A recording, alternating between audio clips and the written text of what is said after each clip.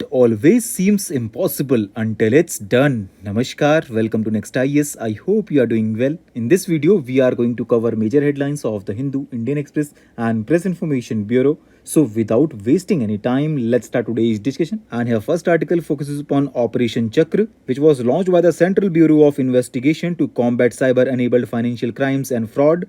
This initiative targets cybercrime networks operating in India, and it is based on inputs from international agencies. This operation aims to track down and take action against cyber criminals involved in financial scams. And now CBI has arrested 4 individuals for their alleged role in a digital arrest fraud as a part of Operation Chakra V. Next article is related to Great Cormorant, which is characterized by its large size, a wide throat patch, and a lack of crest. This species has extremely large distribution and it is found on every continent except South America and Antarctica. They inhabit various water bodies including rivers, reservoirs, and marine environments. But in North America, they are mainly found along the coastal North Atlantic. And here you must know that IUCN Red List of Threatened Species classifies them as least concern. Next article talks about India's rising power demand and role of hydrogen and nuclear power. Here you must know that achieving a net zero economy requires massive electrification and hydrogen use in industrial processes. And here India's growing electricity demand necessitates nuclear power alongside solar, wind and hydro.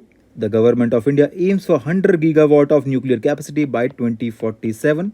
And do you know friends, low carbon sources like nuclear, solar and wind will increase, but balancing supply and demand is challenging. And here government defines hydrogen from solar and wind as green, but now it is suggested that this must be reclassified as low carbon hydrogen to include nuclear power, and synergizing electricity storage and hydrogen production can improve economics, with policy changes recommended to support this shift. Next article is related to Balikatan military exercise, which will take place in the Philippines from April 21st to May 9th, and it will involve 9,000 US and 5,000 Philippines personnel along with Australian, Japanese and other military delegations. And here drills will include fighter aircraft, Navy ships and the US anti-ship missile system. In this context, China has expressed opposition to such drills, particularly in areas near the disputed South China Sea and Taiwan, and claiming that they are aimed at containing China and destabilizing the region. But here Philippines clarified that exercises were not targeted at any specific country.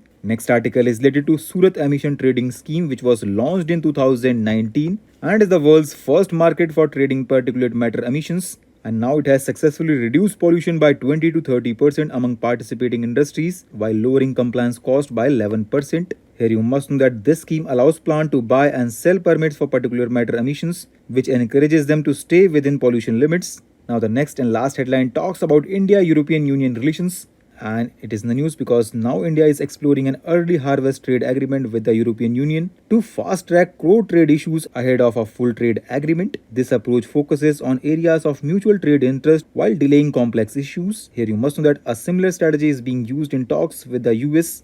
And do you know friends, India and European Union aim to finalize the free trade agreement by the end of 2025. And here key discussion areas include goods, services, investment and specific sectors like cars, pharmaceuticals and textiles. So with this, let's conclude today's discussion. Thanks for listening, and for regular updates, you can follow us on various social media platforms.